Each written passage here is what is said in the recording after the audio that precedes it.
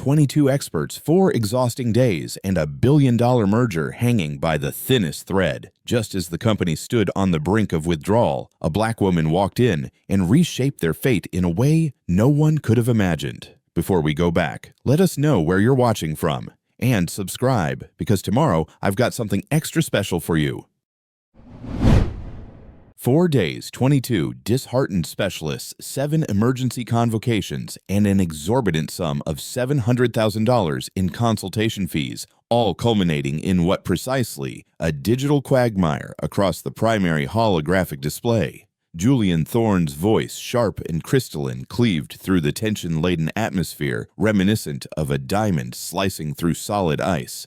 No one dared to utter a sound. Rows upon rows of esteemed engineers sat in an unnerving quietude, droplets of perspiration glistening at their shirt collars. The immense panoramic display dominating the heart of the Executive Sky Lounge pulsed with vivid failure charts, crimson lines of code descending like a cataclysmic digital cascade. "You have precisely 7 minutes." His voice resonated, devoid of inflection. "I demand a substantive solution, not merely another contrite apology." His bespoke Italian leather shoes clicked once a solitary punctuation mark on the polished marble floor before he pivoted and departed. The sound of the automated door, a barely perceptible hiss, sealed off the room, leaving behind the acrid tang of burnt coffee and collective apprehension. Beyond the shimmering glass partition, a woman knelt carefully, collecting a discarded sterile wipe. She was clad in a practical utilitarian charcoal jumpsuit, standard issue for biosafety compliance technicians, with inexpensive utilitarian earbuds, one casually dangling, the other nestled discreetly in her ear. Yet her attention was not consumed by the refuse. Her focus was singularly affixed upon the grand display, where a complex algorithm shimmered, confronting her like an enigmatic riddle, awaiting its profound unraveling. Simone Dubois, 39 years old, a devoted single mother, fulfilling the arduous night shift as a biosafety compliance technician for Thorne Innovations. What remained largely unbeknownst to all was her past. She had once pursued advanced theoretical AI at Caltech, graduating with highest honors until life in its relentless impartiality presented her with challenges far more formidable than any academic examination: the sudden tragic loss of her beloved partner and the sacred, all-consuming responsibility of nurturing her brilliant daughter. Inside the hushed confines of the Executive Sky Lounge, the ambient lights still glowed, a testament to the lingering problem. The last disheartened team had finally conceded defeat. Simone, with a quiet dignity, entered, setting her specialized cleaning equipment gently to the side. The panoramic display stretched across the curved wall, resembling a battlefield, where equations lay mangled and logic loops twisted in chaotic disarray. She instinctively reached for a microfiber cloth, intending to meticulously cleanse the surface, and then paused. "Wait just a moment," she murmured, her dark eyes narrowing imperceptibly. She tilted her head, a gesture of profound contemplation. Something within the mathematical framework felt profoundly amiss, not in a strictly academic sense, but on a deeply intuitive level. They were quite simply attempting to apply a rigid, linear paradigm to an inherently fluid, non-linear behavioral system.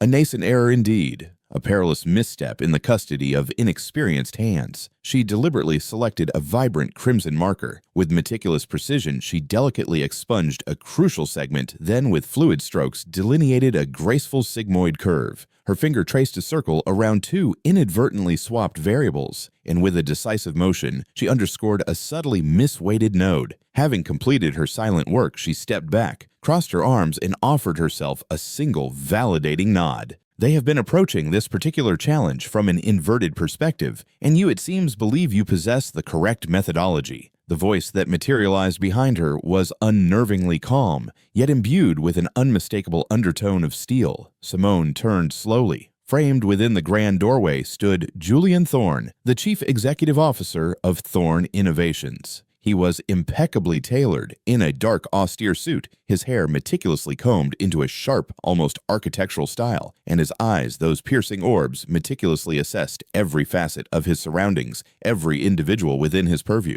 I was not intending to interfere with anything," Sir Simone quickly clarified, her voice a soft, apologetic murmur. "I merely observed a subtle anomaly." So you are engaged in the meticulous task of sanitizing our surfaces, and simultaneously, you are presuming to correct an algorithm valued at over $200 million.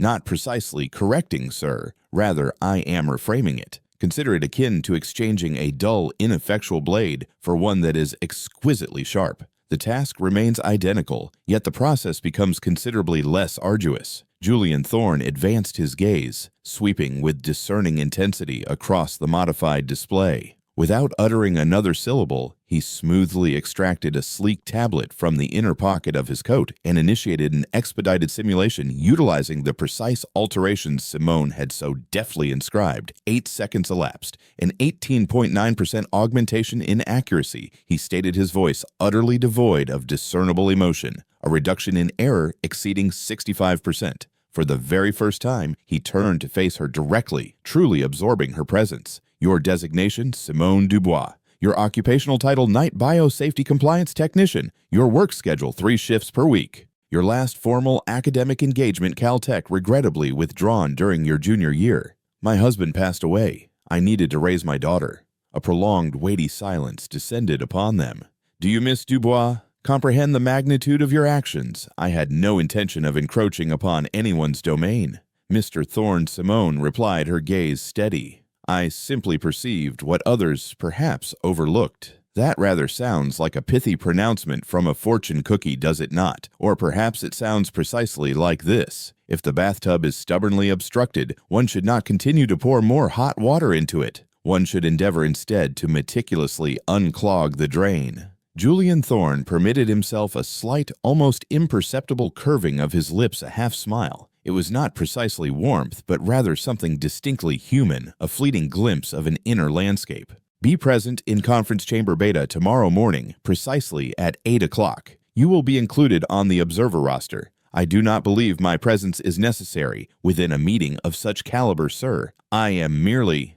That, Miss Dubois, was not a suggestion. That was a definitive instruction. What about my daughter, sir? She shall be provided with a plenitude of snacks, and if deemed absolutely necessary, tickets to the Grand City Zoo. She requires very little, sir. Merely a singular compelling reason to believe that her mother is worthy of profound admiration. Julian Thorne paused at the threshold, casting a fleeting glance over his shoulder. For the first time, his gaze softened, not substantially, but sufficiently enough for a subtle shift to be discernible. After this evening, Miss Dubois, she just might possess such a reason. And with that, he silently vanished down the gleaming hallway. Simone remained rooted to her spot for a prolonged moment, utterly stunned. She lifted her gaze to the bold crimson annotations upon the pristine white display, then shifted her focus to her specialized cleaning unit positioned in the corner. I suppose I owe you a significant acknowledgement, old friend, she murmured, a faint, weary smile touching her lips. Simone found scant sleep that night, not due to the gnawing tendrils of apprehension or the exhilarating thrum of nascent excitement, but because Maya steadfastly refused to succumb to slumber until her mother recounted the entire unfolding narrative,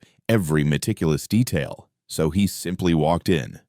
Maya inquired, her small voice hushed with wonder. And you were not afraid, Mama sweetheart, Simone whispered tenderly, brushing a stray wisp of Maya's soft curls behind her ear, when you have held the hand of your beloved partner in a sterile hospital room, watching life ebb away, and subsequently had to explain to your precious daughter that she can no longer physically request his presence. Well, then, darling, powerful CEOs, no matter their perceived magnitude, simply do not possess the capacity to instill fear within you. Maya blinked her large, inquisitive eyes, fixed upon her mother, and then a profound smile blossomed on her face. Not a smile of childish naivete, but the kind that eloquently conveyed, I perceive the depth of your being, Mama. Then she leaned in her voice a conspiratorial whisper, I genuinely believe he finds you rather endearing. Simone chuckled softly, a sound of gentle amusement, then tucked her daughter snugly into her bed and stared at the ceiling for what felt like an eternity. By precisely 7 minutes before 8 o'clock the following morning, she stood poised before the entrance to Conference Chamber Beta at Thorne Innovations, clad in the most immaculate, well-pressed button-down blouse she possessed, which, despite her diligent efforts, still bore the faint ghost-like trace of a coffee stain near its hem. Her worn yet cherished satchel was slung casually over one shoulder, containing within its depths a new notepad, a sleek mechanical pencil, and a carefully folded drawing. Maya had meticulously crafted a stick figure, one hand clutching a small, detailed cleaning implement, the other poised to unleash a vibrant lightning bolt. Inside the bustling confines of the room, impeccably tailored suits circulated with a palpable hum of nervous energy around a central holographic display akin to moths irrevocably drawn to a luminous flame. Intricate diagrams illuminated the expansive walls. Charts, granular data points, and complex projected timelines shimmered with quiet intensity. The air itself was redolent with the stark scent of corporate stress commingled with the crisp aroma of peppermint breath mints. And then he entered, Julian Thorne. This time Simone perceived his arrival before he uttered a single word. The entire room underwent an immediate, almost imperceptible transformation. Individuals instinctively straightened their postures, voices instinctively lowered to hushed murmurs. The ambient temperature seemed to descend by a noticeable 2 degrees. He cast a singular brief yet intensely deliberate glance in her direction, then with an economy of motion indicated an unoccupied chair situated near the periphery of the grand table. "That Miss Dubois is your designated seat." She did not solicit permission. She simply, with a quiet grace, took her place. "Let us commence." He intoned his voice, snapping the entire room into immediate sharp focus. "Yesterday, we bore witness to a significant miscalculation, one that very nearly jeopardized a multi-phase contractual agreement and more critically exposed fundamental weaknesses within our predictive loop. However, last evening," he tapped his sleek tablet with a deliberate rhythm. Simone's rudimentary sketch, her raw, vibrant crimson marker corrections, materialized prominently upon the main display. "Someone bestowed upon us a profound gift." A hushed murmur rippled through the assembled room. Eyes flickered discreetly toward Simone, then quickly, almost apologetically, away. "This singular adjustment," Julian continued, his voice unwavering, "has successfully diminished our training error by 63%. It has reduced latency by 24 milliseconds and has made it painfully, unequivocally clear." He paused, allowing his words to hang in the air with profound weight. "That true expertise can manifest in forms strikingly dissimilar to our conventional expectations." A palpable silence enveloped the room. Then a single hand ascended slowly. Marcus Thorne, senior systems architect, holding an MBA from a prestigious Ivy League institution. His eyes conveyed a message that loudly declared, "I am making a valiant effort to maintain professional decorum, yet I am absolutely consumed by an overwhelming desire to utterly dismantle your argument." With all due respect, he commenced a phrase universally uttered just prior to a profound act of disrespect. "How do we definitively ascertain that this is not merely an isolated anomaly, a fortunate happenstance? Run the model." Julian Thorne replied, his voice flat, unyielding. Marcus hesitated for a protracted moment, then with a barely perceptible sigh, meticulously entered the newly provided parameters. The simulation executed with an unprecedented smoothness. No discernible overfitting. Predictive behavior meticulously aligned across a multiplicity of disparate datasets. The verdant success bar glowed with a triumphant radiance. It could still be a stroke of pure serendipity. Marcus muttered, his voice laced with lingering doubt. "Perhaps." Simone spoke for the very first time, her voice a calm, unwavering timbre. "But if indeed it is, then I sincerely hope that we as an organization possess the profound intellectual capacity to discern and learn from fortune when it presents itself, even if it arrives bearing a specialized cleaning apparatus." A few quiet, appreciative chuckles rippled through the room.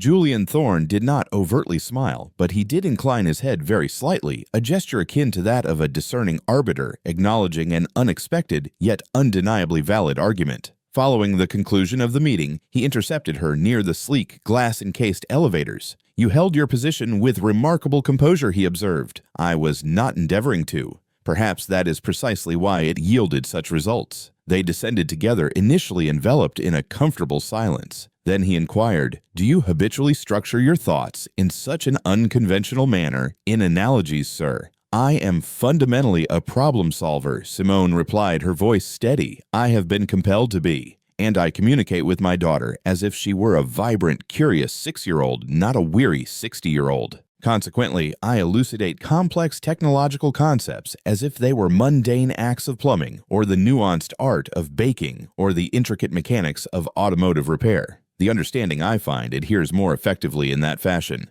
Intriguing.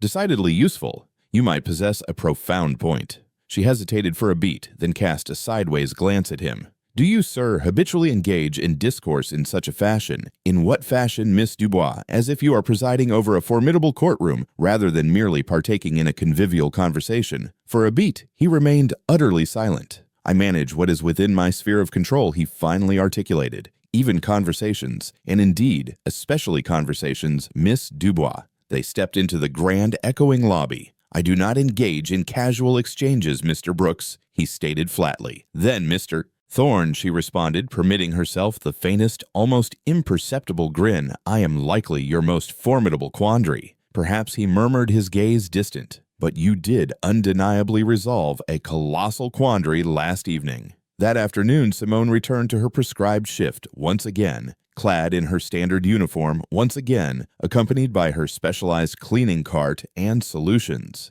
Yet a subtle transformation had occurred. Individuals now offered her deferential nods as they passed her in the gleaming hallways, not solely the eager interns, but even the senior engineers. One even offered a quiet, astounding work, Miss Dubois, in a tone utterly devoid of sarcasm. And Maya had meticulously crafted a new drawing. This particular rendition depicted her mother standing resolutely beside a towering man in a dark, impeccably tailored suit. The accompanying caption, rendered in childlike scrawl, confidently proclaimed, Mama plus lightning boss =, the bestest team ever. Meanwhile, within the austere confines of his executive office, Julian Thorne stood in solitary contemplation at the massive panoramic window overlooking the sprawling metropolis. A formidable storm was steadily gathering on the horizon. He felt no disquietude. He tapped his tablet, summoning Simone's simulation onto the screen once more, observing the undulating line smooth out again and again into an elegant, predictable order.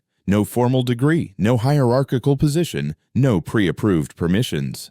He whispered to himself, a profound sense of awe in his voice. A soft rap resonated at his office door. It was Eleanor Vance, his long-serving chief technology officer, a woman in her early 50s, fiercely loyal, refreshingly blunt, and quite possibly the sole individual within the entire corporation who dared to address him without the slightest pretense of filtering her thoughts. That biosafety compliance technician has certainly ignited a fervent discourse amongst the staff. Sir Eleanor stated, her expression unreadable. Let them engage in their discussions. Do you genuinely believe she possesses more untapped potential within her? Sir, I am unequivocally certain of it, Eleanor. Eleanor crossed her arms, a familiar gesture. You are contemplating granting her access to higher echelons, are you not, sir? I am contemplating listening with significantly greater diligence to voices that do not exclusively emanate from executive boardrooms, Eleanor. Eleanor raised a single skeptical eyebrow. You have undergone a noticeable transformation, sir. She has demonstrably improved the inherent functionality of the system. Eleanor Julian Thorne stated simply, his voice firm. No, sir. Eleanor countered, her gaze unwavering. She has demonstrably improved you. He offered no immediate rejoinder. Instead, he observed the nascent raindrops beginning to trace soft, ephemeral lines across the vast expanse of glass, and for the first time in what felt like a prolonged epoch, he felt no immediate compulsion to resolve anything. Not instantly. The unexpected invitation arrived via an inconspicuous internal email, yet not directly to Simone's designated inbox. It was routed instead to Human Resources, who in turn diligently printed it, traversed the expansive corporate campus, and presented it to her while she was meticulously scrubbing a persistent coffee spill from the gleaming floor on the third executive level. Your presence has been specifically requested, the young woman from Human Resources articulated, her eyes blinking rapidly as if she herself could scarcely believe the words she was uttering. At the executive strategy meeting tomorrow, precisely at 10 o'clock sharp. Simone slowly lifted her gaze from her utilitarian bucket. Are you quite certain that is not intended for someone else, dear? The name clearly states Simone Dubois. The title unequivocally states Biosafety Compliance Technician. Sounds about right, ma'am. It also indicates Guest Contributor Technical Observation Role, whatever that precisely implies. It implies my dear Simone stated, slowly rising to her full height and meticulously wiping her hands on a clean rag, that they have exhausted all viable ideas and they are rapidly approaching a state of desperation. The young woman offered a faint smirk, but there was an additional undefinable quality discernible within her eyes too. Curiosity, perhaps, or even a nascent spark of hope. Simone did not return home that night. Instead, she embarked upon a short journey to the 24-hour laundromat situated a mere 2 blocks from the imposing edifice of Thorn Innovations. There, she diligently washed her sole 2 presentable blouses. She did not bother to sit, preferring instead to lean against the warm hum of the industrial dryer, absently flipping through the pages of an old tattered notebook filled with illegible scribbles, impromptu napkin calculations, and a few endearing sketches of Maya making wonderfully silly expressions. "Do you truly believe this is a judicious course of action?" she whispered into the empty air, addressing no one in particular. Venturing into that exclusive domain with them, she could distinctly perceive the gentle guiding voice of her late husband resonating within her consciousness. "Simone, my love, you have an unfortunate propensity to overthink everything. Simply endeavor to be the woman who listens intently. That, my dear, is the woman in whom others instinctively place their trust." By the nascent hours of the morning, she remained undeniably weary, yet she felt a subtle accretion of readiness. The strategy room was majestically situated on the uppermost floor, boasting expansive glass walls and oversized commanding windows, the kind of opulent space meticulously designed to make ordinary individuals feel profoundly, almost infinitesimally small. Simone, by stark contrast, stood out like a persistent coffee stain upon a pristine white linen tablecloth. No lanyards adorned her neck, no tailored blazer graced her shoulders, simply her singular clean blouse, Maya's cherished lucky stone nestled securely within her pocket, and a notepad she had not dared to open since her daughter had lost her very first tooth. "Is this the biosafety compliance technician?" The query emanated from a man possessing 2 impeccably aligned teeth and a tie fastened with an almost uncomfortable tautness. "You may address me as Simone," she replied, her voice calm and steady. "Or guest contributor, if that proves to be a more palatable nomenclature." Julian Thorn entered the room at precisely that moment, catching the tail end of the exchange. "She is present, gentlemen, because none of you, despite your collective formidable intellect, successfully resolved the critical neural lag issue," he stated, directing his gaze at no one in particular, yet addressing everyone. "She did. She has undeniably earned her place at this table. Let us commence." That singular declaration effectively silenced the entire room. The meeting extended for a full 90 minutes. Simone uttered very little, yet when she did speak, heads instinctively swiveled in her direction. She refrained from employing convoluted jargon, refrained from deploying ostentatious acronyms or trendy buzzwords. Instead, she meticulously drew eloquent parallels. "Envision your complex AI model," she suggested, once her voice calm and resonant as a single parent grappling with the immense challenge of juggling 3 demanding occupations simultaneously. You are persistently compelling it to optimize its results, yet you are failing to allocate it the requisite time to truly comprehend the fundamental rationale behind its requested transformations. A few quiet chuckles rippled through the room. Another individual murmured, "Damn, that is surprisingly, profoundly accurate." Marcus, the senior architect, made a valiant, yet ultimately futile attempt to conceal his patent irritation. "I am merely contemplating whether we are now basing our entire strategic roadmap upon bedtime analogies," he articulated dryly, his voice dripping with condescension. "Have you, Mr. Thorn, ever undertaken the profound responsibility of raising a child?" "No, Miss Dubois, I have not." "Then perhaps you ought not to disparage the efficacy of bedtime, Mr. Thorn. It is quite often precisely where the most profound and authentic learning truly transpires." That particular rejoinder elicited more genuine laughter than Marcus had anticipated, and a greater number of affirmative nods than Simone had ever dared to hope for. Following the conclusion of the meeting, Simone stepped into the bustling hallway, exhaling slowly, a subtle sense of relief washing over her. Julian Thorn followed her out, holding 2 steaming takeaway coffees. "I did not peg you for a natural orator, Miss Dubois," he observed, extending one of the cups to her. "I am not Mr. Thorn. However, I have been systematically underestimated for a sufficiently protracted period to have become quite adept at, shall we say, playing along with the perceived expectations." That particular comment concerning bedtime, was that a pre-rehearsed line? It was not a line, Mr. Thorne. That, in its purest essence, is my life. They walked side by side, the silence that now permeated the space between them, less acutely sharp, more akin to a deliberately held, open expanse. "Why did you not return to pursuing your engineering aspirations?" he inquired. "Because Caltech, Mr. Thorne, does not regrettably extend academic scholarships to widowed single mothers who diligently work arduous night shifts and meticulously prepare lunchboxes before the first blush of dawn. But you could have submitted a new application, Miss Dubois, gone back, meticulously rebuilt your entire professional trajectory. I did not harbor a desire to rebuild my own life, Mr. Thorne. My paramount desire was to build hers first." He halted his stride abruptly. "You articulate your perspectives as one who fails to grasp the profound rarity of such a devotion, or Mr. Thorne as one who is simply too profoundly exhausted to genuinely care how rare such a devotion might be perceived." He looked at her, then truly looked at her, absorbing her essence, and for the very first time his voice softened almost imperceptibly. "Perhaps, Miss Dubois, it is now time for you to cease being the individual who perpetually facilitates the ease of everyone else's existence, and allow someone for a change to build something for you too." Simone offered no direct response, but her silence was not cold, merely unfamiliar terrain. Later that same day, she returned home to find Maya patiently waiting by the door, a worn shoebox clutched firmly in her small hand. "How was it?" Mama Maya inquired, her eyes sparkling with anticipation. Grown-ups in exceedingly fancy rooms uttering words that held very little true meaning, until someone quite unexpectedly mentioned bedtime stories. "So you did tell the mama analogy." "Indeed I did, sweetheart." And no one booed. Maya grinned, her face alight with triumph,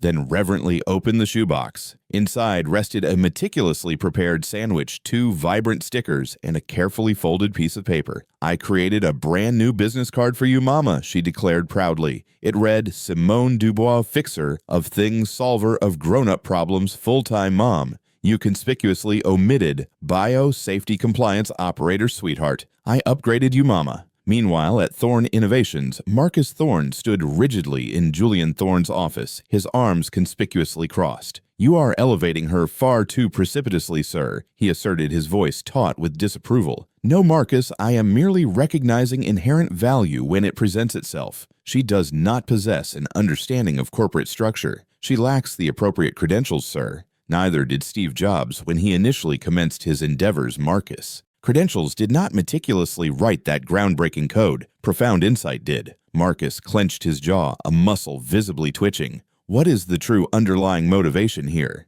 Julian, are you genuinely promoting talent? Or are you in pursuit of something entirely disparate?" Julian Thorne's eyes did not so much as flinch. "Allow me to pose a query to you, Marcus. When was the last occasion upon which you genuinely surprised yourself?" She, Marcus, surprises herself every single day, and she does not even deign to label it as ambition. She labels it as survival. Marcus departed without uttering another word. Julian Thorne slowly sat down, opened his sleek laptop, and once again stared intently at the simulation results. Not because he required additional confirmation, but because they served as a poignant reminder of something he had almost tragically forgotten: clarity. Something Simone Dubois brought into even the most obtuse of rooms entirely without deliberate intention. It commenced with an unexpected voicemail. Simone listened to it 3 times over before definitively concluding that it was unequivocally not an elaborate prank. "Miss Dubois, this is Celeste from the executive office. Mr. Thorne has specifically requested that I extend a personal invitation to you. This evening, 7 o'clock precisely. A private dinner, Miss Dubois. Decidedly not business. No tie required. Not business." She stared at her phone as if the inanimate object itself might miraculously offer further elucidation. But phones in their inherent limitations do not perform such feats. Not when the individual in question is the enigmatic Julian Thorne. She stood outside the Obsidian Bistro, a charming, intimate establishment discreetly nestled between an artisanal flower shop and a quaint boutique hotel on the more tranquil side of the city. It was precisely the sort of restaurant where the chairs, by deliberate design, charmingly mismatched, and where the servers affectionately recognized the owner's beloved canine by its distinctive appellation. Julian Thorne was already present, seated at a secluded window table, his meticulously styled hair, for the very first time, casually uncombed. Soft, natural waves framed his face, devoid of the customary armor, simply him.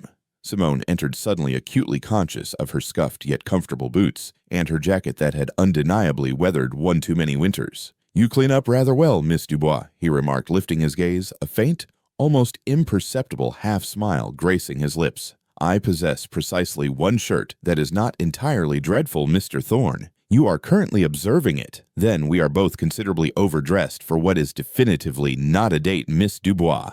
They took their respective seats, and for a protracted period, neither uttered a single word. The delicate clinking of glassware, the soft ambient strains of jazz emanating from the corner speaker, and the comforting aroma of freshly baked rosemary bread filled the space where superficial small talk typically resided. Julian Thorne finally broke the profound silence. "Do you comprehend, Miss Dubois, precisely why I requested your presence here this evening? Because you derive perverse pleasure from observing underqualified individuals experience profound panic whilst contemplating extensive wine lists. Mr. Thorne, because I have not engaged in a genuine, unburdened conversation in 3 years, Miss Dubois. Not one that did not invariably involve quarterly financial reports or impending legal disputes." Simone raised an inquiring eyebrow. "Are you seriously implying, Mr. Thorne, that no one ever inquires about the tenor of your day?" "They do inquire, Miss Dubois. But their true underlying query is inevitably how my performance may tangibly affect their own." He averted his gaze, his eyes distant, unfocused. "I consume my midday meal at my desk, Miss Dubois. I affix my signature to a greater number of non-disclosure agreements than I do birthday cards. And some days, Miss Dubois, I find myself utterly forgetting the distinct timbre of my own voice unless it is actively issuing directives." Simone leaned forward, her voice low and direct. "It sounds to me, Mr. Thorne, as though you require the immediate termination of your overly demanding calendar and the urgent acquisition of a highly competent therapist." "I attempted that, Miss Dubois."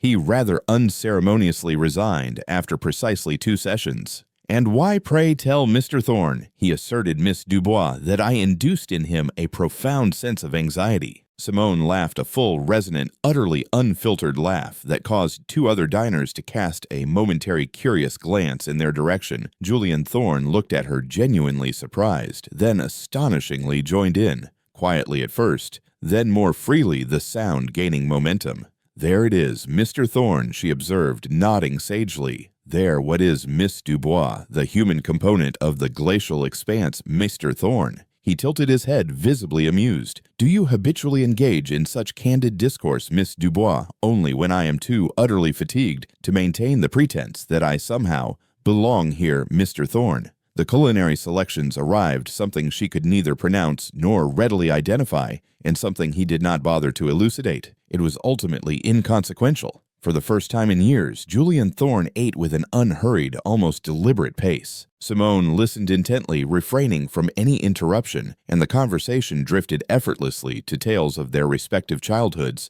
to the poignant moment of realizing that one's parents are fundamentally merely fallible human beings, to cherished literary works and frustratingly unsatisfying cinematic conclusions, and finally, inevitably, to the profound experience of loss. "I still, at times, perceive his voice," Mr. Thorne Simone quietly confided, "when my mind is not consciously engaged, perhaps when Maya drifts into slumber in the car, or when I discern the unmistakable aroma of cinnamon on crisp, cold mornings. Your husband, Miss Dubois." "Yes, Mr. Thorne." "How long has it been, Miss Dubois?" 6 years, Mr. Thorne." "You speak as if he remains intimately close, Miss Dubois." "He is Mr. Thorne, just not in the manner I ardently desire." Julian Thorne did not offer an immediate retort. "My father, Miss." Dubois was singularly defined by his relentless ambition. He finally articulated his voice, a low murmur. "He meticulously instructed me that I possess the capacity to command the entire world, provided I never permitted anyone to approach too closely." He emphatically stated that emotion in the context of the corporate suit constituted an unforgivable weakness. And I regrettably afforded credence to his counsel for a period far exceeding what was judicious. They paused, a shared understanding passing between them. Then Simone extracted something from her pocket, Maya's most recent drawing, now softly folded and gently worn at its edges. She drew this, Simone explained, her voice imbued with a quiet pride, on the very day I addressed that grand boardroom. She said Mama looked like a true hero, like one of those extraordinary individuals who possess the innate ability to mend not only fractured machines, but also shattered hearts, all with the identical set of tools.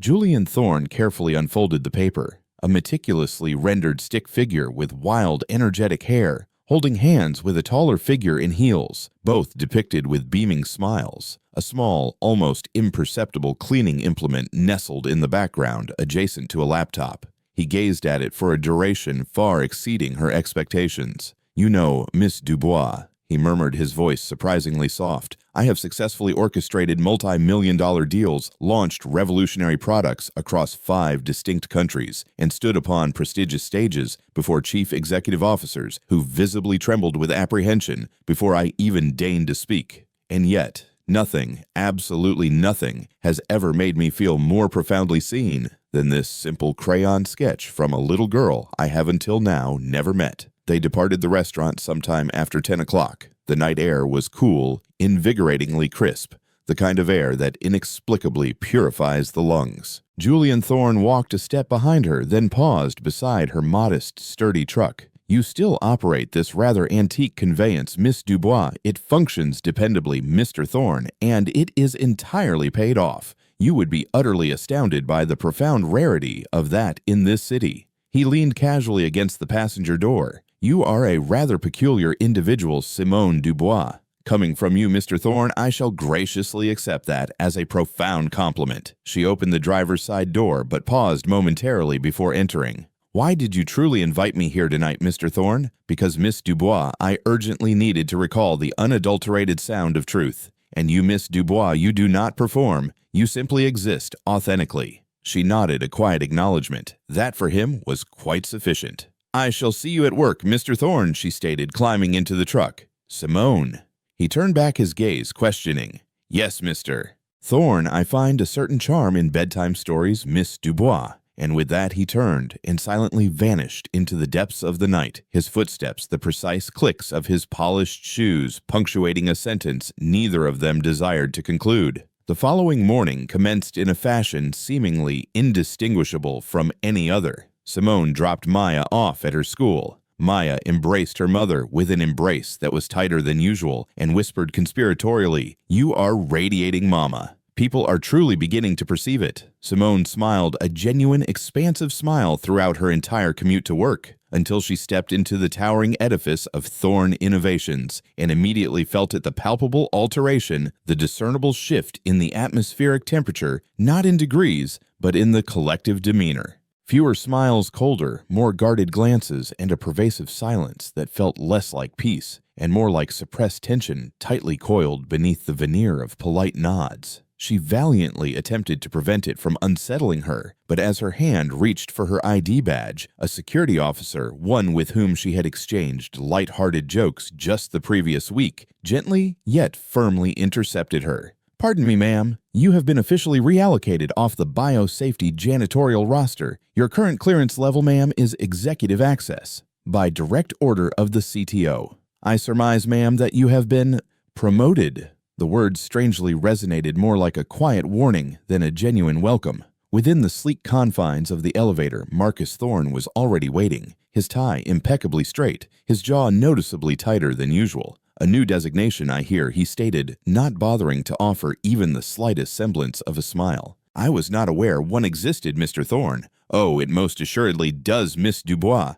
Special Technical Advisor to the Chief Executive Officer. It must be rather pleasant to circumvent the conventional corporate ladder, must it not? I have circumvented absolutely nothing." Mr. Thorne Simone countered calmly, her gaze unwavering. "I have in point of fact been ascending for years merely upon a staircase that no one bothered to acknowledge." Marcus stepped closer, his voice dropping to a conspiratorial whisper. "Allow me to offer you a piece of unsolicited advice, cleaner lady. These individuals smile to your face solely because Julian dictates it, but they are not genuinely your compatriots. You do not in any verifiable sense belong here." Simone looked him squarely in the eye, her resolve unyielding. "If I had waited Mr. Thorne to belong, my daughter would even now be experiencing the gnawing pangs of hunger. I did not embark upon this journey to be liked, Mr. Thorne. I embarked upon it to construct something that unequivocally functions. Later that very morning, within the refined confines of the strategy room, the assembled team meticulously reviewed Simone's meticulously articulated optimization for the autonomous response model. Her calculations were impeccable. Her proposed solution was undeniably elegant, yet the room remained frozen in a palpable stasis. Marcus spoke first. We have diligently recalculated the figures, Julian. Miss Dubois' logic is undeniably sound. However, we are not advocating for its immediate implementation. Julian Thorne looked up sharply, his gaze piercing. Excuse me, Marcus. It remains untested at a comprehensive scale. There is no established precedent. We would be incurring a substantial public relations liability by utilizing code derived from an individual who, with all due respect, does not even possess a conventional college degree. Are you asserting, Marcus, that the underlying mathematical framework is entirely acceptable, but the accompanying curriculum vitae is not? Marcus did not so much as blink. We are a multi-billion-dollar enterprise, Julian. Our discerning clientele do not crave sensationalized bio-safety genius headlines. They demand pedigree, Miss Dubois. They demand stability. They demand legacy. The room slowly, hesitantly offered a collective nod of agreement. Simone remained quietly seated, refraining from defending herself, simply observing, much like an individual who has weathered far more formidable tempests and intuitively discerns the prevailing winds. Julian Thorne's eyes locked onto her. Simone, do you wish to offer a response? She leaned forward, her voice remarkably steady. I comprehend, gentlemen. I am not what you anticipated, and perhaps that inherent divergence fosters a certain level of discomfort. But if the empirical data functions and the systemic efficacy demonstrably improves, then I pose the query, who precisely is exhibiting the unprofessional conduct, the individual actively resolving the problem or the assembled team deliberately ignoring the solution? And if I had entered this room adorned with a Caltech degree and a $1,000 blazer, you would, without hesitation, be lauding this as profound innovation. But because I quite distinctly carry the faint aroma of cleaning solutions and affix my daughter's whimsical sticker to my laptop, you are labeling it a profound liability. A palpable silence ensued. Then, gentlemen, if an individual's inherent value is to be quantifiably measured by the exorbitant cost of their inevitable errors, perhaps it is high time we began to measure value through a fundamentally different prism.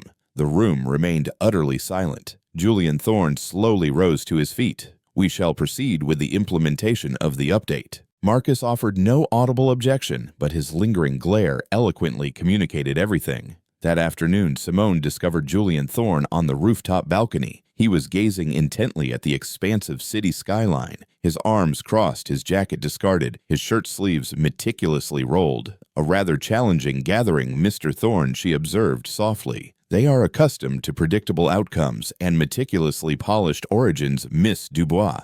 You quite simply are neither. No, Miss Dubois, he conceded. I am accustomed to excellence irrespective of its hidden domicile. They stood in quietude for a brief moment. Then Simone inquired, Why are you contending so fiercely on my behalf, Mr. Thorne? He turned to face her. Because, Miss Dubois, you serve as a poignant reminder of something I once held in profound belief before I traded it for executive board seats and elaborate branding guides. And what, pray tell, might that be, Mr. Thorne? The profound idea that brilliance requires no explicit permission, Miss Dubois. She smiled. That is a rather beautiful idea, Mr. Thorne. A perilous one, Miss Dubois, in the custody of inexperienced hands. So too is silence, Mr. Thorne. But silence was precisely what followed. In the ensuing days, Simone perceived a diminishing number of affirmative nods. Conversations abruptly ceased upon her entrance into various rooms. Slack channels to which she had once been routinely copied went inexplicably quiet. Even the engineers who had once sought her advice now meticulously avoided direct eye contact. Only Eleanor Vance, the CTO, remained steadfastly consistent, gruff, unequivocally honest, and profoundly grounded. One evening, as Simone diligently reviewed lines of code in the break room, Eleanor quietly settled beside her, offering 2 cups of dark, robust coffee.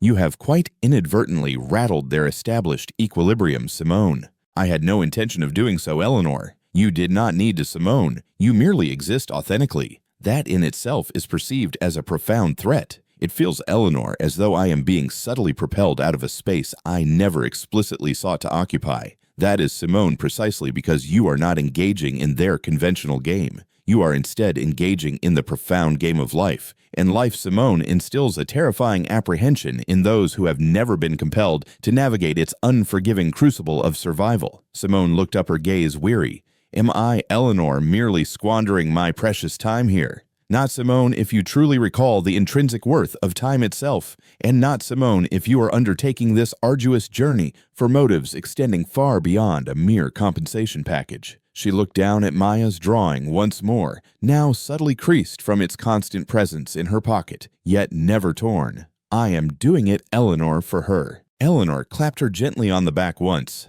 Then, Simone, you are already unequivocally victorious. That night at home, Maya sat contentedly on the couch, engrossed in the construction of a complex puzzle, while Simone quietly reheated leftover lentil stew. Did they approve of your novel idea? Mama Maya inquired, her small voice earnest. Some did, sweetheart. Some not quite as enthusiastically. But you spoke the unvarnished truth, didn't you, Mama? I did, my love. Then you unequivocally fulfilled your obligation, Mama. Simone sat beside her, observing her daughter's small, dexterous fingers meticulously guide a sky-blue piece into its perfect designated position. What if Maya people simply do not find me agreeable for steadfastly adhering to what is right? Then, Mama, you seek out individuals who do. Simple, profoundly wise, the wisdom of a 6-year-old. Simone tenderly kissed her forehead. Do you ever contemplate the possibility, Maya, of someday presiding over this company? Only, Mama, if it comes with a lifetime supply of complimentary popsicles. I shall endeavor to incorporate that stipulation into the forthcoming contract, my love. They both laughed a sound of unburdened joy. And in that singular moment, soft, beautifully ordinary, profoundly imperfect Simone unequivocally recalled the precise impetus for embarking upon this arduous journey. Not to attain acceptance, not to prove her inherent worth, but rather to painstakingly construct a world where her precious daughter would never be compelled to.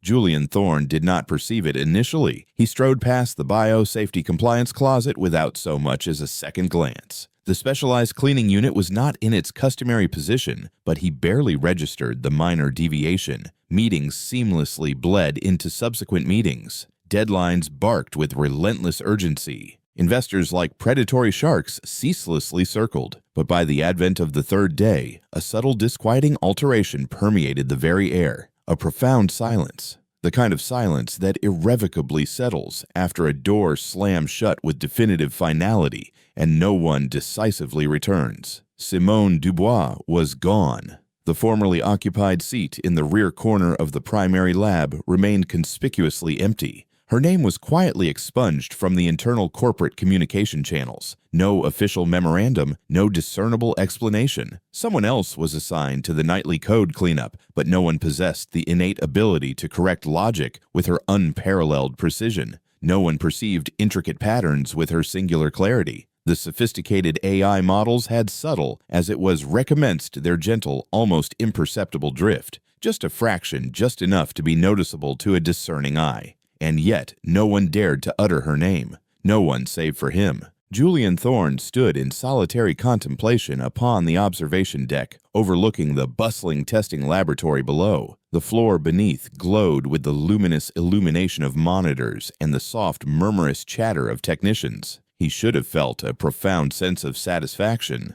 The latest software update had successfully navigated all internal testing protocols. The company's stock had surged by a healthy 5.1%. On paper, it was an indisputable triumph. But deep within him, a pervasive void resonated. He found his gaze repeatedly drawn to the precise corner where Simone used to stand, hands casually in her pockets, head slightly tilted, eyes narrowed, as if she could discern the very soul of a line of code, now merely an empty, echoing space. A new cleaner swept silently past, offering no unsolicited input. Of course he did not. He was merely present to clean, just as Simone had been until she was not. That night, back within the confines of his executive office, he stared intently at his desk. It was pristine, impeccably organized, as it invariably was, save for a faint, almost imperceptible brown stain near its very edge, barely discernible, unless the light struck it at precisely the correct angle. It had been a coffee spill from Simone's inaugural meeting. She had set down her thermos and offered an immediate, heartfelt apology.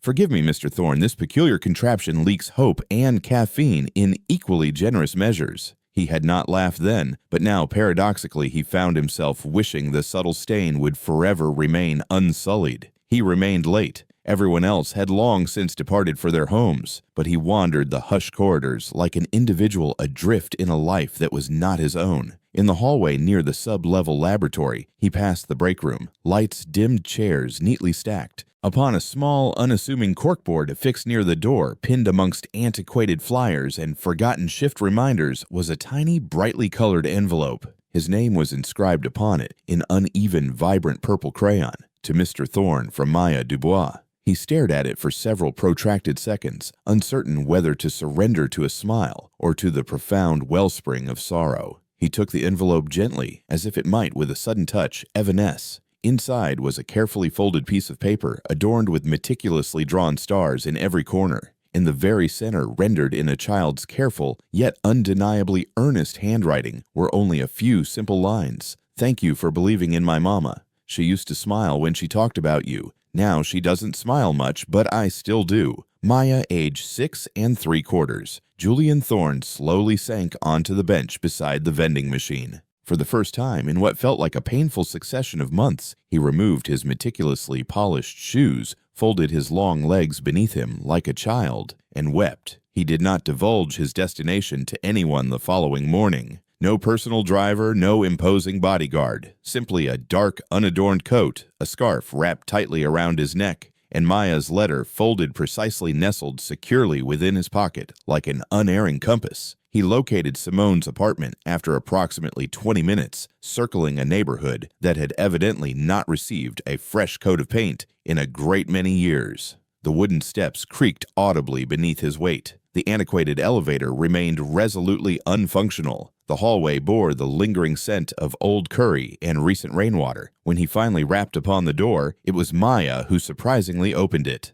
"You're the man from Mama's work," she stated matter-of-factly, her large, intelligent eyes assessing him with candid curiosity. "The one who makes Mama nervous." Julian Thorne blinked momentarily, taken aback. "I probably. Do you wish to come inside? We do not possess guest chairs, but we do have floor." Inside the apartment was modestly sized, cluttered with an assortment of vibrant toys and neatly folded laundry.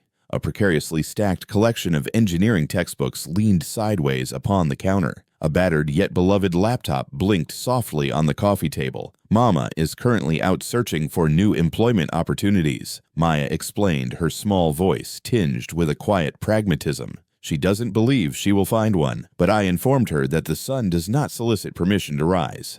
"Did you acquire that particular wisdom from a cartoon?" Julian Thorne inquired softly, a hint of amusement in his tone.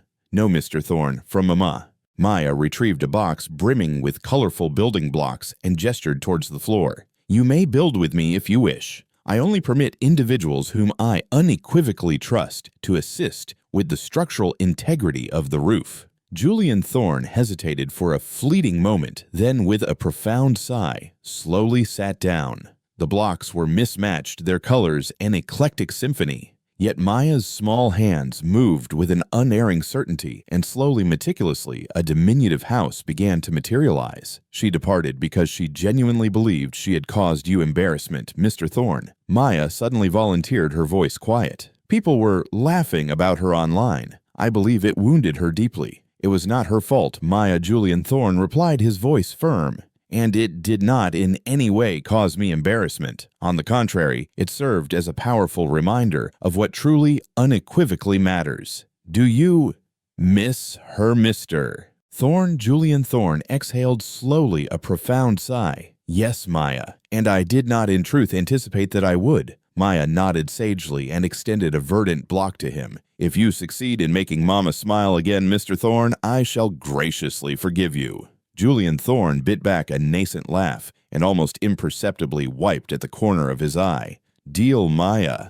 Later, standing by the door, he hesitated for a moment. "May I, Maya, leave a message for your mother? The sticky notes are over there." Mr. Thorne, Maya directed, pointing a small finger. "The blue ones are for mundane, everyday matters. The pink ones, Mr. Thorne, are for truly significant feelings." Julian Thorne carefully selected a pink note. He inscribed only 5 words. "We never got to finish," then underlined it with a decisive flourish and added his initials JT. That night, Simone returned home to find Maya peacefully asleep on the couch, the partially constructed building block house balanced precariously on her stomach like a precious crown jewel. She smiled tiredly, then her gaze fell upon the small pink note. She read it, stared at it for a protracted period, then looked down at her sleeping daughter. Maya was still smiling in her sleep, and for the first time in days, Simone did too. The nascent sun had not yet fully penetrated the pervasive haze when Julian Thorne stepped off the meticulously maintained express tram and into a world redolent with the earthy aroma of old brick, the comforting scent of roasted peanuts, and the humid tang of wet laundry. He walked with a brisk, purposeful stride, his designer shoes muffled on the cracked sidewalk, making a conscious effort to ignore how conspicuously out of place he appeared in his impeccably tailored coat and pristine, sharp lines. But this was emphatically not the kind of neighborhood where outward appearances served as currency. Here, people engaged in the quiet, unyielding trade of survival. Apartment 3. B was situated at the very end of a hallway that amplified every echoing footstep. He knocked once, twice, then paused, followed by the faint, distinctive click of small feet rapidly approaching. The door creaked open, and there she was, Maya Dubois, clad in a glittery unicorn t-shirt and charmingly mismatched socks, her dark curls held back by a whimsical paperclip. Mr. Thorne. The little girl beamed as if they were long-lost Confederates. "You came back." Julian Thorne managed a faint, almost imperceptible smile. "I said I would, Maya. Mama's not home, Mr. Thorne. She's at the establishment with the exceedingly slow computers and the perpetually grumpy man.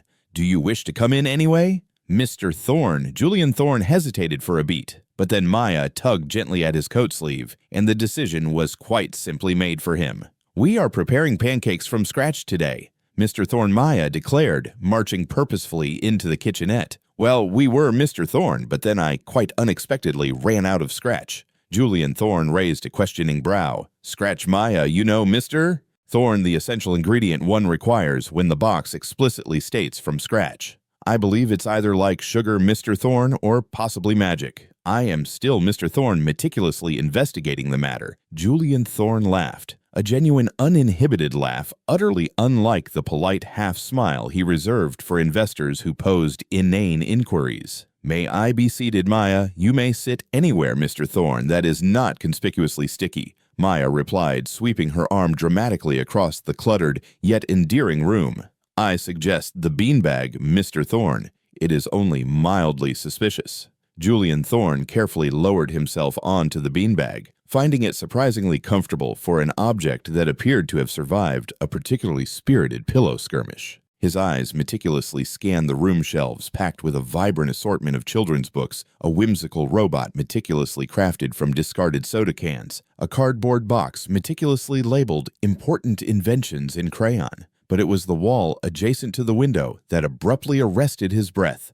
A vibrant collage of photographs Maya and Simone at the park, holding aloft gleaming science fair trophies at what appeared to be a hospital, and in the very center a woman, kind expressive eyes, a soft compassionate smile, the very same captivating curls as Maya. "That is Mommy, Mr. Thorne," Maya stated quietly, as if intuitively sensing Julian's prolonged gaze. "She departed this world when I was precisely 3 years old, Mr. Thorne. But Mama still converses with her sometimes when she believes I am peacefully slumbering." Julian Thorne's voice caught in his throat. "She appears to possess a gentle spirit, Maya. She was Mr. Thorne. Mama said she cherished 3 things above all others: violent rainstorms, archaic poetry, and the peculiar way he prepared scrambled eggs. That is, Maya, a rather poignant list." "He ceased preparing eggs, Mr. Thorne, when she passed away," Maya stated matter-of-factly. "But he commenced creating robots and intricate games and profoundly imaginative bedtime stories with hidden maps embedded within them."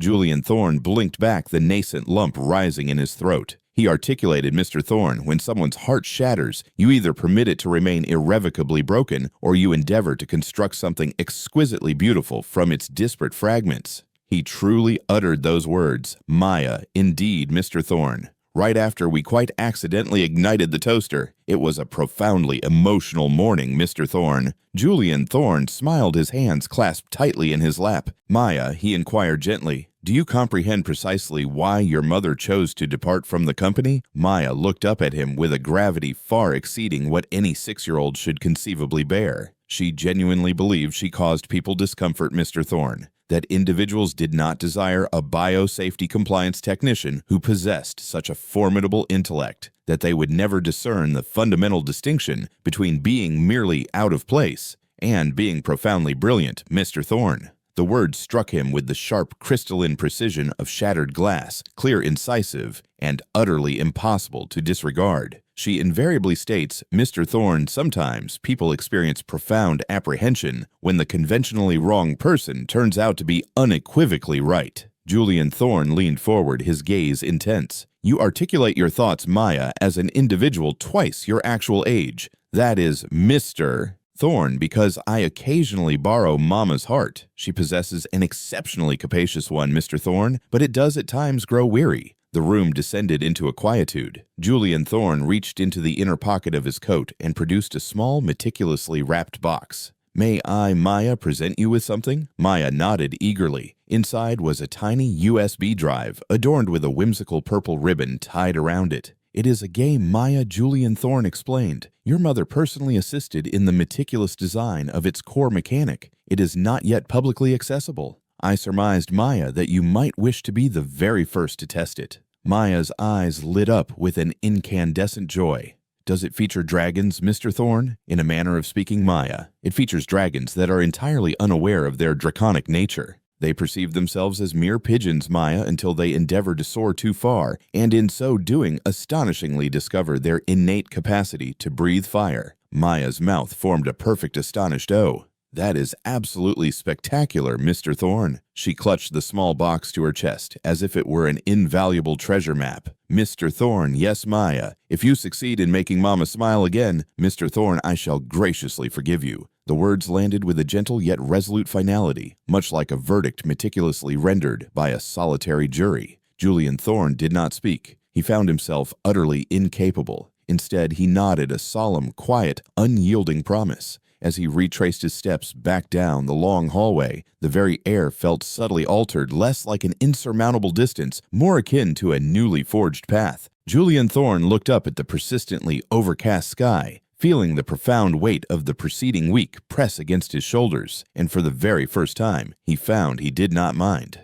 Back at the imposing corporate offices, he stepped into his private conference room and, with a decisive motion, pulled the blinds shut. His attentive assistant inquired if he wished to reschedule the afternoon's calls. He unequivocally declined. He explained something of significantly greater import to undertake. He turned to his sleek tablet and began the meticulous process of drafting a memorandum. But not merely any memorandum, a personal heartfelt invitation, a profound correction, a new resplendent beginning. And at the very pinnacle of the screen, he inscribed only a single resonant line before pausing, allowing the words to settle. Some bridges are unequivocally worth rebuilding by hand. Simone Dubois had not anticipated seeing him again, not standing unexpectedly in the bustling hallway of her daughter's school, not with his arms casually crossed and a folder clutched firmly in his hand. Not with that same unflinching, resolute calm in his eyes, the kind that orchestrated momentous deals, shattered IPO records, and penetrated profound silences in equal measure.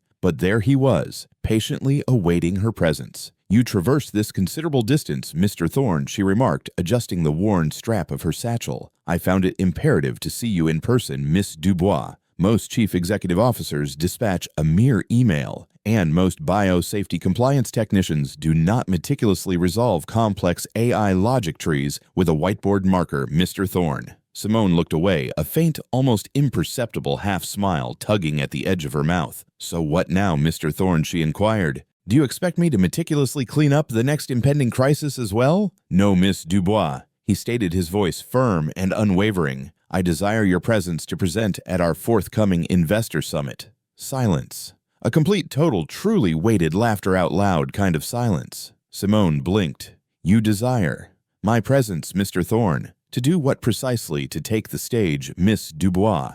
to meticulously elucidate the algorithm revisions you so brilliantly inspired, to guide them through the newly simplified AI learning loop, to unequivocally be the public face they associate with our groundbreaking technological breakthrough, Meister Thorn. I do not engage with suits or formal speeches or rooms containing more than 6 individuals within a reasonable proximity to a fire exit. You do not, Miss Dubois, require a suit or a pre-written script. You require profound truth, and you possess that Miss Dubois in spades. He stepped closer, his demeanor resolute. When you speak, Miss Dubois, people listen intently. Not because you demand it, but because you have quite simply lived what the rest of us can only abstractly model in code. Simone slowly shook her head, genuinely uncertain whether to surrender to laughter or to succumb to the impulse to flee. Why me, Mr. Thorne? Because Miss Dubois. I inadvertently overlooked what this entire company was originally founded upon, he confessed softly. Not superficial polish, not optimistic projections, but genuine, remarkable people. And if, Mr. Thorne, it all irrevocably goes awry, then it shall go awry with your esteemed name conspicuously attached, not mine. That particular declaration brought her to an abrupt halt. You are, Mr. Thorne, genuinely placing your own professional reputation on the line for me. No, Miss Dubois, he stated, his voice unwavering. I am standing resolutely beside you, Miss Dubois, while you place yours on the line for something you have already profoundly helped to construct. She stared at him for a prolonged moment, then with a quiet resignation nodded. One condition, Mr. Thorne. Name it, Miss Dubois. No teleprompters, no professional handlers, no disembodied voice in my ear dictating how I ought to sound more intellectually impressive. Deal, Miss Dubois. And one more thing, Mr. Thorne, she added, her gaze steady. Yes, Miss Dubois, do not, Mr. Thorne, disappear again. Not for me. And most emphatically, not from Maya. The very air between them subtly shifted. He did not smile, but something profoundly warmer, quieter, flickered within his eyes. I was not, Miss Dubois, planning to. 2 days later, the Thorne Innovations Annual Investor Summit commenced its proceedings in the Grand Pacific Grand Auditorium. Simone stood backstage, her hands clammy with nascent apprehension, clad in a clean yet noticeably wrinkled button-up blouse that Maya had vehemently insisted she not tuck in. You appear to be a genuine magician, Mama Maya had informed her. A rather anxious one, I must confess.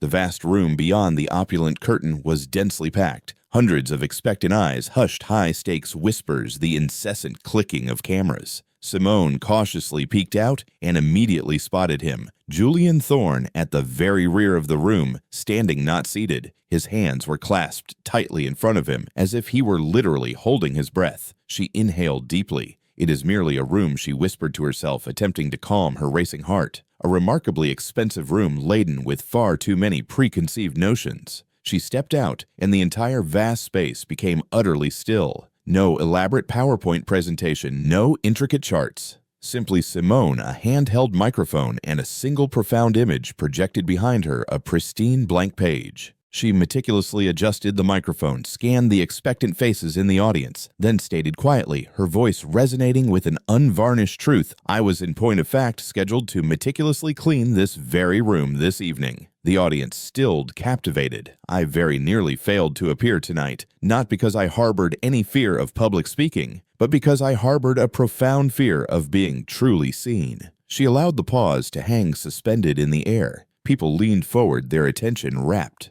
6 weeks ago, I was meticulously sweeping and sanitizing surfaces at Thorne Innovations. Tonight, I stand before you because someone quite inadvertently neglected to erase the whiteboard, and I perceived something that no one else, it seemed, did. She pointed towards the stark blank screen behind her. That is, ladies and gentlemen, how most people perceive individuals like myself, like this blank, utterly replaceable. She clicked the microphone once. A crude yet profoundly evocative sketch materialized, a neural network meticulously drawn by hand, the very same one she had scribbled onto the whiteboard that fateful night. But what if, ladies and gentlemen, the solution is not meticulously hidden within the vast datasets, or the myriad academic degrees, or the opulent corner offices? What if, indeed, it is profoundly hidden within the very people we have regrettably ceased to truly listen to? She began walking with the grounded demeanor of an earnest teacher navigating a classroom, not a presenter striving to make a sale. I am not, ladies and gentlemen, a genius. I regrettably withdrew from Caltech to dedicate myself to raising a daughter who now firmly believes that dragons are merely shy pigeons. Polite laughter rippled through the audience.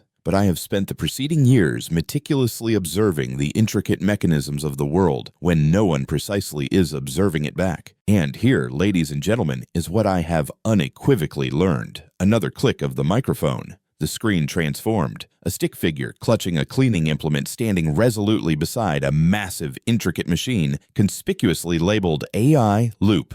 Machines learn, ladies and gentlemen, much like children do through trial and error, with profound patience, with consistent repetition, and most crucially, with unwavering trust. She turned, speaking not to impress, but to forge a profound connection. If, ladies and gentlemen, a biosafety compliance technician possesses the capacity to rectify a complex learning loop, perhaps the loop in its essence was never truly broken. Perhaps, ladies and gentlemen, we simply constructed it to habitually disregard the fundamentally wrong kind of voice. For a prolonged beat, no one in the vast auditorium moved. Then an individual in the front row, a woman clad in a striking red blazer, began to clap softly, slowly. A second joined, then a third, until the entire ballroom rose to its feet, erupting in a thunderous, resounding applause. Not for superficial polish, not for corporate power, but for something infinitely rarer. Truth. Backstage, Julian Thorne exhaled for the very first time in 20 minutes. Maya tugged gently on his sleeve. He did not employ any convoluted fancy words, Mr. Thorne. That Maya Julian Thorne whispered a profound realization dawning upon him is precisely why it worked. Does this imply, Mr. Thorne, that he gets promoted to Superdad? He smiled a genuine, heartfelt smile. He already was Maya.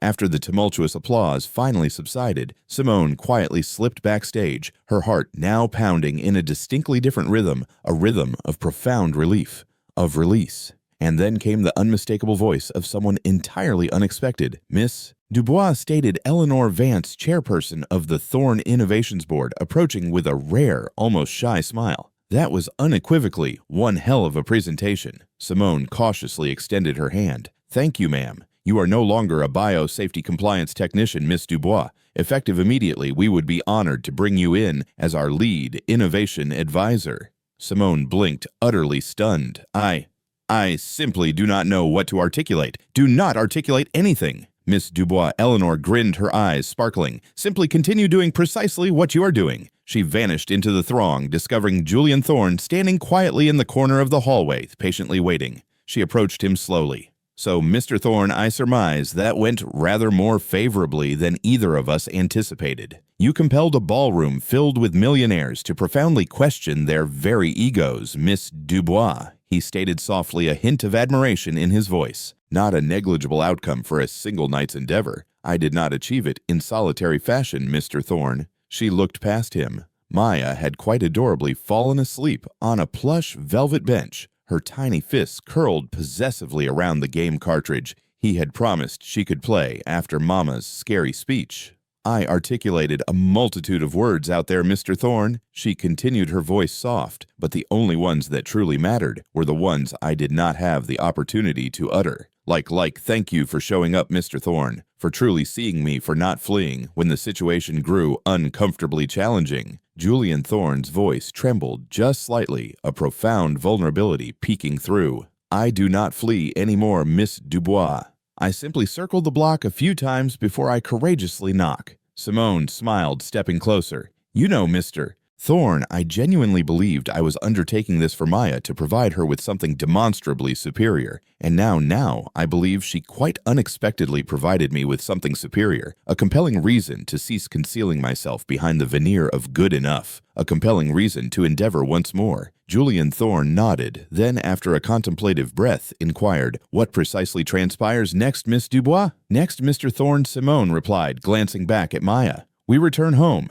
We peruse a bedtime story. We endeavor not to incinerate the morning's scrambled eggs. She looked at him, her gaze direct. And perhaps, Mr. Thorne, if you are not unduly preoccupied with the colossal task of salvaging the company, you might for once join us for pancakes. Julian Thorne raised an eyebrow, a hint of playful amusement in his eyes. You are Miss Dubois, a notoriously dreadful cook, but I undeniably serve with considerable panache. Then Miss Dubois.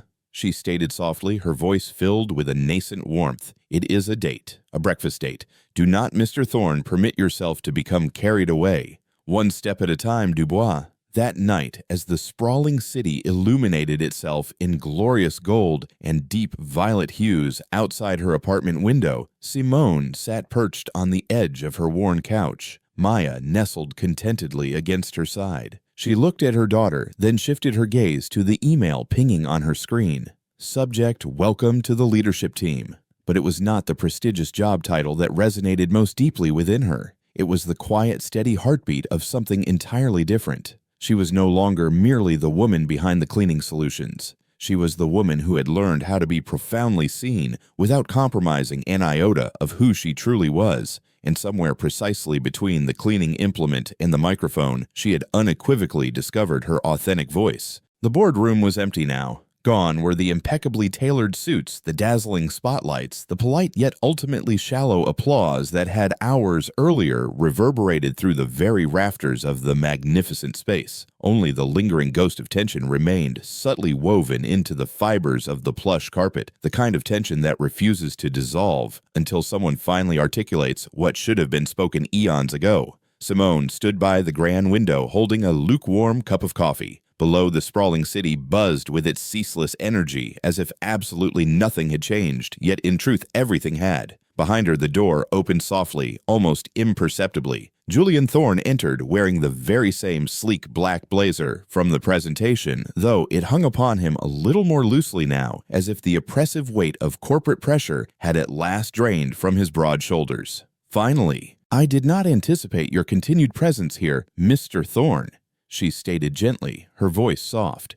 "I did not anticipate feeling as though I truly belonged here, Miss Dubois," he replied without turning around. Silence descended upon them once more. Not awkward, but rather thick with the immense weight of unspoken things. He walked towards the opposite end of the room and slowly sat down at the head of the long, gleaming glass table. The chair squeaked softly beneath his shifting weight. "You were Miss Dubois, undeniably brilliant today," he articulated, his voice a low murmur. "I did not commit a single word of it to memory, Mr. Thorne. That Miss Dubois is precisely what rendered it brilliant." He smiled, finally turning to face her. "Then, Mr. Thorne, why do I still harbor the persistent sensation that I might awaken tomorrow morning in my old uniform? Because Miss Dubois, individuals such as ourselves do not originate from the kind of world where dreams are afforded the luxury of feeling secure," he stated, his voice quiet, almost mournful. "We meticulously build, we fiercely protect, but we very rarely simply receive." He observed her carefully, his gaze unwavering. "Now, Mr. Thorne, does that include yourself? Especially myself, Miss Dubois." He slowly rose to his feet and walked towards her, stopping a mere few feet away. "You once inquired, Miss Dubois, why I chose to return to see you, why I did not simply permit the story to gracefully fade into oblivion. Yes, Mr. Thorne, I did. It was not Miss Dubois due to public relations concerns or mere optics or even the intricacies of the algorithm itself." He looked down at his hands, which quite uncharacteristically were fidgeting, a rare display of vulnerability in a man who had once, without hesitation, informed a Fortune 500 investor directly to his face. "Either you commit entirely or you unequivocally remove yourself from my path. I return, Miss Dubois, because you made me experience something I had not felt in years." He offered no verbal response, simply waited patiently, gently. "It was not merely the way you perceived subtle truths within complex code, Miss Dubois. It was the profound way you perceived the entire world, as if broken pieces were not objects to be discarded, but rather raw materials from which to meticulously construct something new, something extraordinary. That is, Mr. Thorne, because I myself am composed of broken pieces." "Precisely, Miss Dubois." He whispered, his voice soft with understanding. He stepped closer.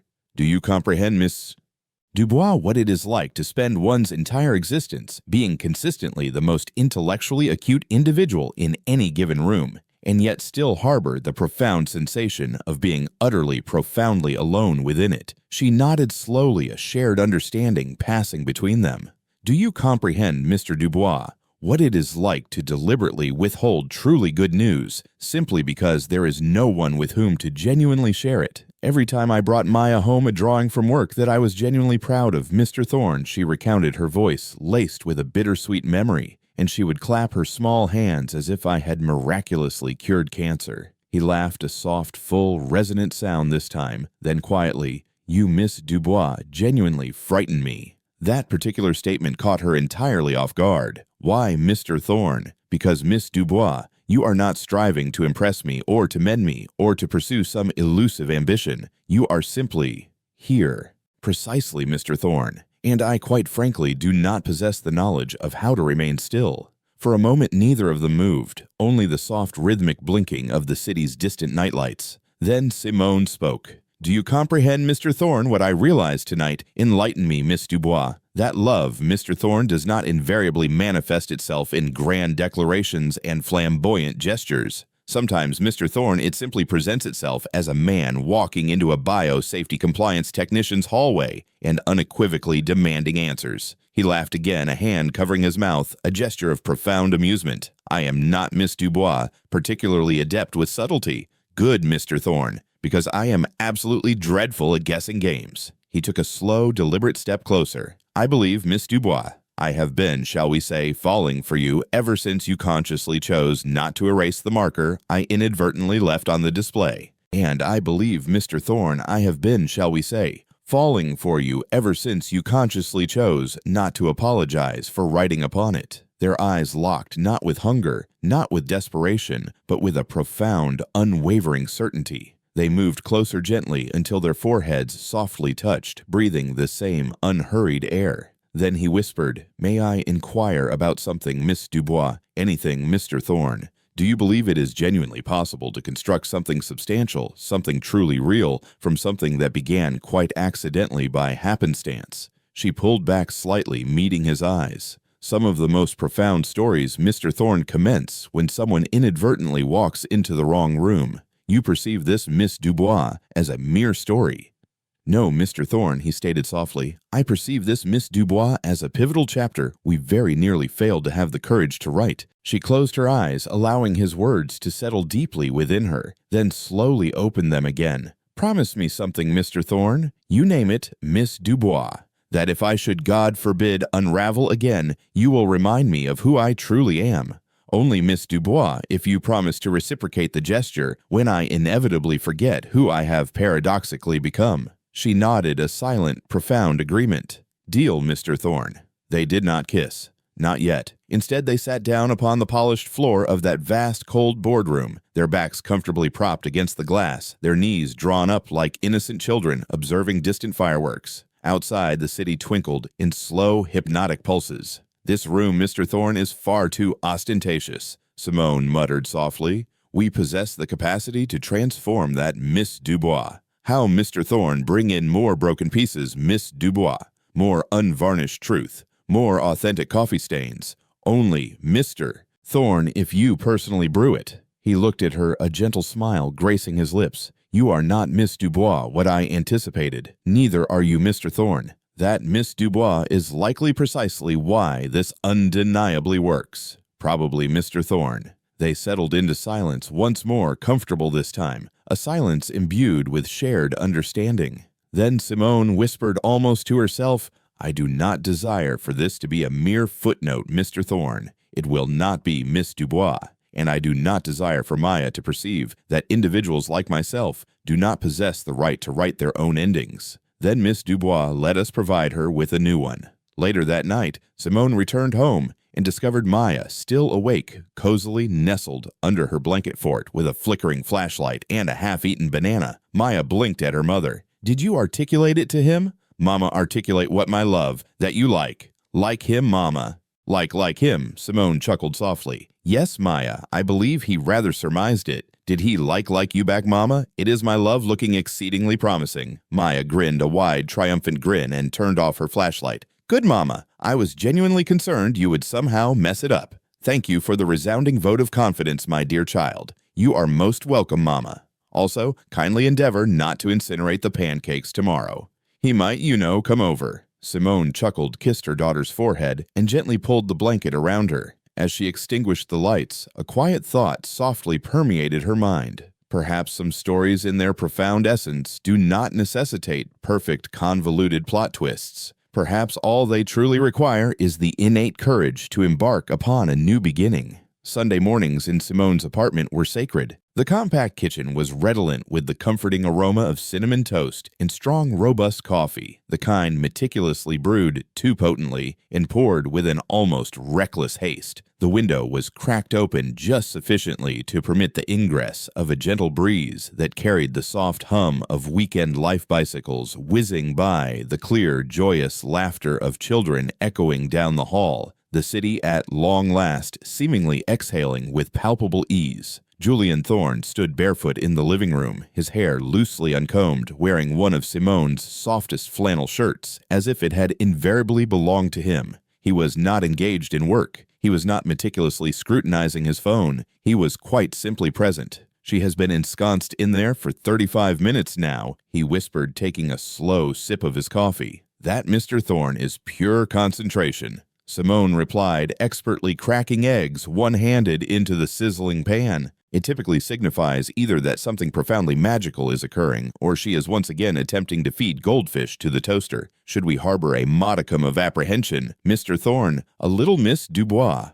A quiet electronic ding emanated from the corner of the room. Maya's voice called out from behind the closed bedroom door. "Mama, Mr. Thorne, you unequivocally need to witness this." They exchanged glances, their eyebrows raised in unison. Simone wiped her hands on a towel and with a knowing smile led the way. Julian Thorne followed, coffee cup still in hand. Inside, Maya was perched precariously at the edge of Simone's old desktop computer, her eyes wide and glowing with a mischievous delight. On the screen was the game Simone had meticulously coded for her years ago, Maya's Labyrinth, a relatively simple maze game complete with intricate puzzles, useful power-ups, and an endearing AI pet dragon named Sparks. But today, a profound transformation had occurred. A glowing, pulsating update available button blinked invitingly on the screen. "What precisely is this?" Julian Thorne inquired, his voice soft with curiosity. "It is not for me, Mr. Thorne," Maya whispered conspiratorially. Simone chuckled gently. "Actually, Mr. Thorne, it is." She knelt beside her daughter and clicked the update button. The screen faded to black. A progress bar meticulously filling appeared. Then pixel by painstaking pixel, an animation began to play. It was not part of the original game. It commenced with a cartoon biosafety compliance technician diligently sweeping a hallway under flickering office lights. A tiny paper airplane, whimsically crafted, flew in and gently struck her in the back. She turned around to discover a man in an impeccable business suit, holding out a crumpled sketch of intricate code. Julian Thorne gasped a soft, almost inaudible sound. "Is that?" "Keep watching, Mr. Thorne," Simone said quietly, a profound tenderness in her voice. The cartoon technician carefully took the paper, examined it closely, and then smiled, a genuine, heartfelt smile. The music subtly shifted, warm, hopeful, deeply resonant. The animation gradually zoomed out. Suddenly, a small girl burst onto the scene astride a vibrant dragon who scooped up both cartoon characters and soared majestically over the sprawling city skyline, trailing intricate binary code across the starlit sky like a breathtaking display of fireworks. Then, as they gently descended onto a rooftop under a canopy of shimmering stars, the screen faded to black. A single line of text appeared. "Dear Julian, if you are reading this, press enter." Julian Thorne's hand hovered trembling, almost imperceptibly over the keyboard. His voice was barely a whisper. This is genuinely transpiring. You will most definitely want to press enter, Mr. Thorne." Simone urged, a bit sheepish, a soft blush coloring her cheeks. He did. The screen bloomed with a slow, cascading display of cherished photos, whimsical drawings, and profound memories. A grainy security camera image of Simone meticulously scribbling on the whiteboard that fateful night. Maya holding aloft a world's best mama mug, her face alight with an infectious grin. Julian Thorne peacefully asleep on Simone's shoulder during a late-night brainstorming session, all three of them laughing heartily over a pile of pancakes, their hair delightfully messy syrup adorning their noses. And finally, text once more. "You restored my voice to me. You perceived the profound value within me before I even comprehended how to demonstrate it. You did not mend me. You walked steadfastly beside me whilst I diligently cultivated my own growth. So now, Julian, I'm asking, will you be an indispensable part of our family forever? At that precise moment, Simone stepped quietly behind him, her presence calm, unwavering, holding aloft a small open box revealing a simple gold ring. No diamonds, no superfluous flourishes. It is not perfect, Mr. Thorne, she stated, her voice soft with sincerity. But neither are we, Mr. Thorne, and that precisely is what renders this profoundly real. Julian Thorne's eyes welled with unshed tears. He turned slowly, gazing down at the unadorned ring, then lifted his gaze to the woman who had once quietly swept hallways in anonymity and now stood radiantly in her own profound light. You did not merely compose a proposal, Simone, he whispered, his voice thick with emotion. No, you meticulously wrote our entire story, and I ardently desire to continue writing it, Simone, with both of you. From the corner of the room, Maya, her arms resolutely crossed, one eyebrow raised in a gesture of profound judgment, declared with unmistakable finality, "Say yes, please. He absolutely cannot prepare pancakes alone." They all laughed, tears and unbridled joy inextricably entangled in one beautiful, wonderfully clumsy breath. Julian Thorne took the ring, sliding it onto her finger. A perfect, undeniable fit. Yes, Simone Dubois. He articulated, his voice thick with emotion. Yes, 1,000 times over. That evening, the three of them sat out upon the fire escape, observing the sun melt into a spectacular symphony of colors behind the towering buildings. Simone held Julian's hand in one of hers, Maya curled contentedly against her other side. The city buzzed beneath them, a cacophony of life, yet they remained profoundly still. Julian Thorne leaned his head gently on her shoulder. "What, my love, do we tell people?" he inquired softly. "The truth," Julian, Simone replied. "That a biosafety compliance technician irrevocably fell in love with a formidable CEO, that a woman who very nearly surrendered found a man brave enough to steadfastly remain, and that a little girl with a cherished toy dragon made it all miraculously come to fruition." Maya chimed in without opening her eyes. "Precisely that. Mama," Julian Thorne smiled, his heart overflowing. "That, Simone," he whispered, "is not merely a story. That, my dear, is a miracle." He gently kissed the top of her head. Funny, is it not, how the smallest things possess the profound capacity to alter absolutely everything?